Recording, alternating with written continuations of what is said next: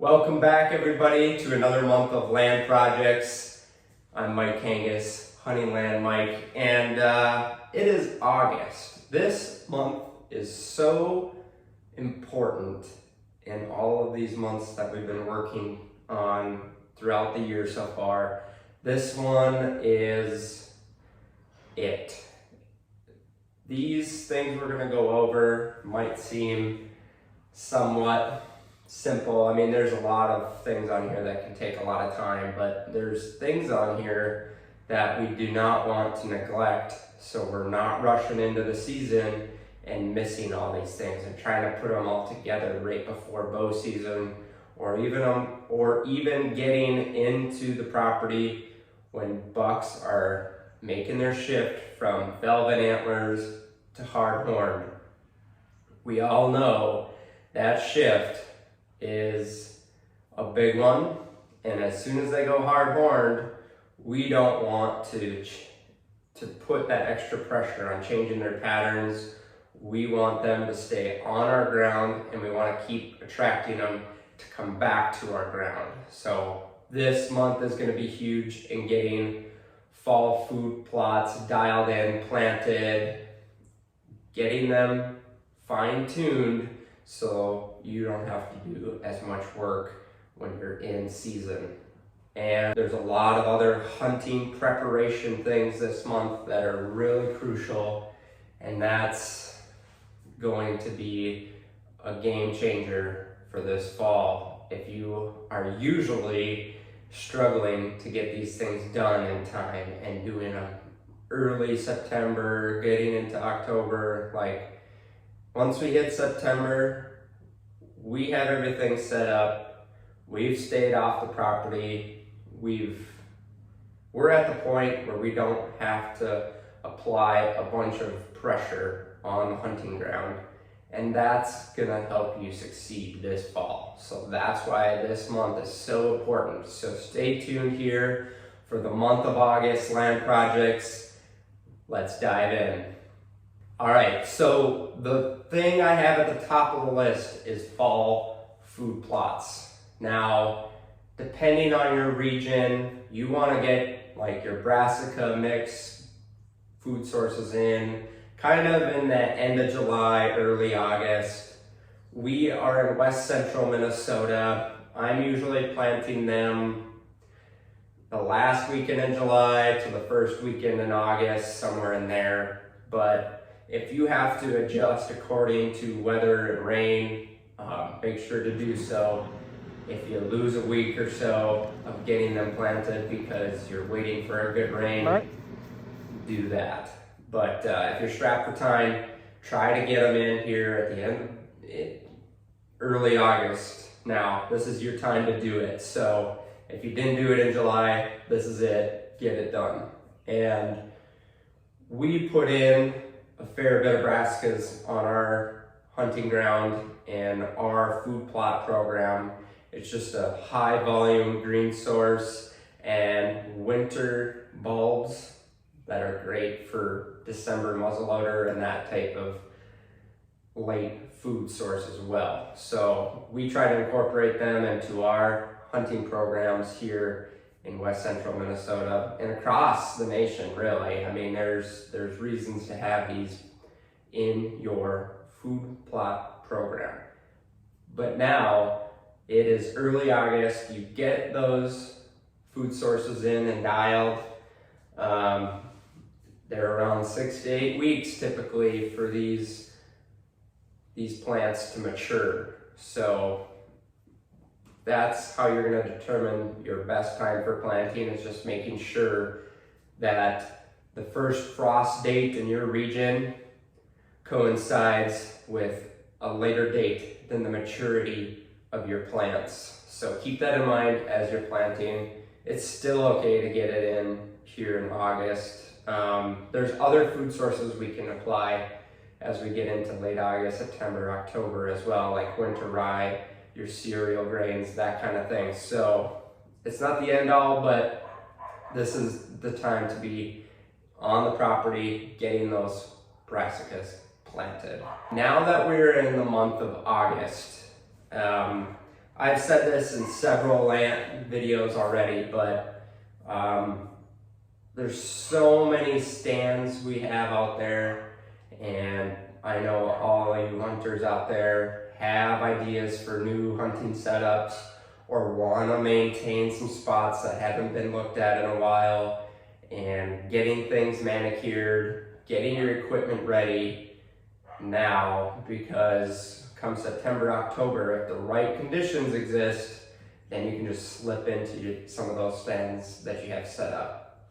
Now, I like to do hanging hunts as well, which is great even on private ground.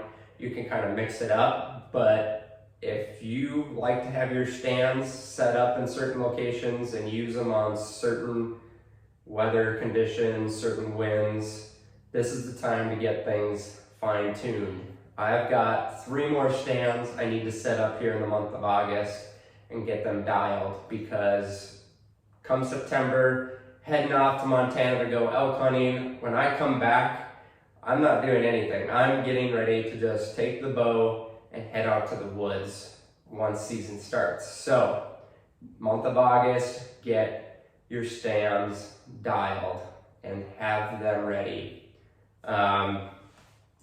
One thing I really forget a lot of times is when you're setting up new stands or have existing stands, is to make sure there's no squeaks, no rusty bolts, no leaf clutter, dirt, debris, tree branches in your way for drawing your bow or shooting your gun.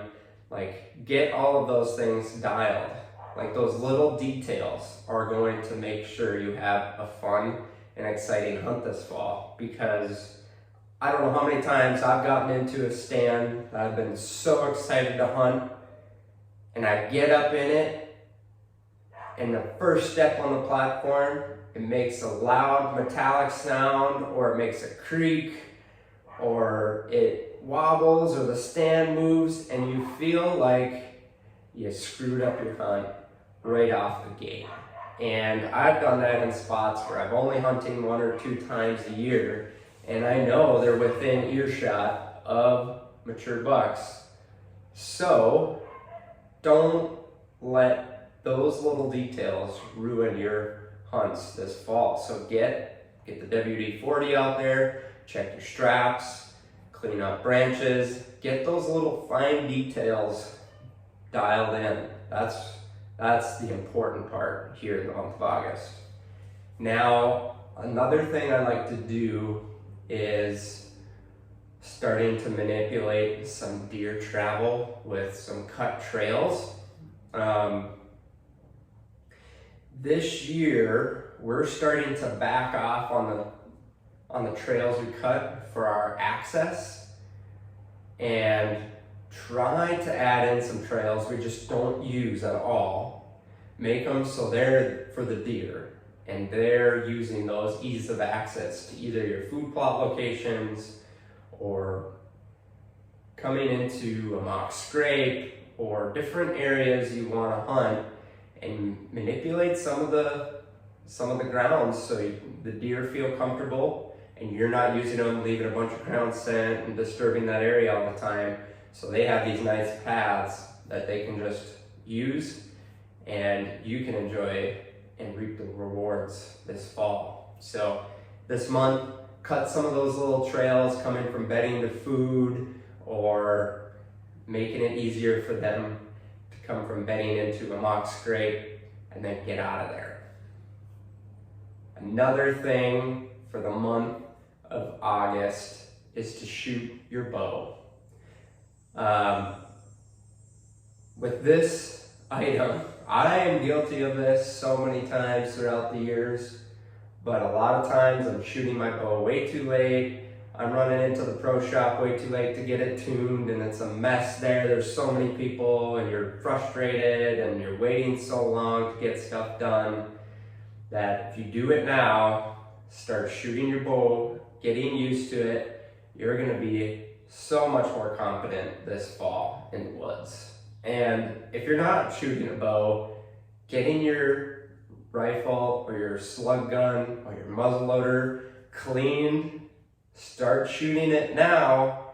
Make sure you're all dialed right now, because when it's hunting season, that's the last thing you want to be like, oh my gosh, I need to check that off the list here and get ready, or rush into the woods and not be prepared and have a sighted in gun or a sighted in bow. And that you only get these small opportunities, these short moments, and very few and far between to have that mature buck or those does in front of you. And you don't want your weapon to be what ruins your hunt. It will be stuff in your dreams and your memories forever, and it'll haunt you. So get out there in the month of August, shoot your bow consistently, sight in your scopes, dial all that stuff in. We are just doing the final maintenance on winter food sources, the existing fall food sources. So this is coming into the later parts, mid to later parts of August, is if you need to get fertilizer on those existing food plots to get that last jump, do so, and then make sure everything's ready to go. So along with your hunting setups, so you're getting your stands dialed in and stuff like that. Now, I like to, even in the month of July, even June, I've started mock scrapes, and I've been checking cameras now. Deer use mock scrapes, or they use scrapes and licking branches to communicate with other deer all year. And the months of June, July, August, it's really easy to get a mock scrape started. I like doing it either in late July or in August when your vegetation's starting to die off. So when you clear out an area for a mock scrape, it's not going to grow up with a bunch of vegetation again, and you gotta go in there and clean things up again. So this is a great time to create those mock scrapes, get a licking branch in there, and have a cell cam overlooking those locations for this fall. I like to set these mock scrapes up in good travel intersections or spots you're planning to hunt. Can be on food sources, can be near bedding, all of those locations you're thinking of hunting or setting up for hunting. It's never a bad idea to add in a mock scrape, especially when you're bow hunting. If you have a mock scrape, it's the middle of October and a buck comes in, most likely he's gonna come check that scrape, and them distracted by the scrape is gonna give you that extra time to make a good shot. So they're a really good tool to help you make a great shot. Sometimes they attract them and pull them in to maybe a closer yardage, or you're actually getting them hitting that scrape. I would say unless you have that scrape in an area they really want to be and that they're gonna scrape already, just know it's probably gonna be more of a resource for you when a buck finally does come through that area and he might check that scrape, give you an extra few seconds to take a shot. But just think of how many mock scrapes you're gonna be putting out there. We want to narrow it down so there's less scrapes all over the woods, because now they're gonna ping pong all over. So on a bigger tract land, you can have quite a few scrapes and not really affect anything. On a smaller parcel, try to narrow that down to 1 or 2 really defined scrape areas in your hunting locations. So you are narrowing down that deer movement in front of your deer stands. So try to remember that. I do this from time to time where I start getting too many scrapes of things out there that I'm setting up, and it's like, well, if you have all these scrapes, these deer can just go use whatever one they feel comfortable at, and they're gonna get used to just bopping around all the time, or hitting one and hitting the others after dark. And so really narrow those down to some key focal areas you think are going to be magnets for bucks this fall and get those mock scrapes set up. I like to use like a vine for the licking branch. You can use different tree branches, you can use twine, you can use rope. There's so many ways you can do it, but try to maybe put like a pre-orbital scent on the end of the rope or whatever licking branch material you have. You don't need much, and that's all you need. You don't need to go back and put a bunch of scent on there again and walk in that area again this fall. Once you get it started and the deer comes and uses that mock scrape, they are putting their own scent there and they're helping keep that scrape alive, and other deer will find it that way. So if they're not hitting it, just hang on and let it go, because they will start using it. But you don't want to go in there and start putting a bunch of your scent in there. Try to avoid that as much as possible, and let them do all the scent work for you. All right, that is the month of August. We hope you have a great pre-season month of land projects here and get ready for this fall. We want to hear how your fall goes, so please reach out to myself or leave a comment and let us know how your season's going as we get closer to fall. And if there's any cool land projects you've been doing throughout the summer, we want to hear about it. So please reach out, comment, and don't forget to subscribe. Follow along now. We are getting into some fun content going into fall. So let's dive in to a great year. I was built to last when the webs are weaving. I could change the past with all I'm achieving. Got my foot on the gas, never stop competing. If you break like glass, then this life's gonna end. I wanna be the best in the game, invest in my name. Check no restraints, I'm obsessed with the pain. I ingest, I retain, assess and I change. Possessed by the thought I'll be free one day from society's restraints. Money, clout and fame, mud, disease, a plague. We all love to hate, have to play the game, have to make a name. All our insecurities are on display. This is war with the enemy, think that it was meant to be. Living in a time where disease is on every screen.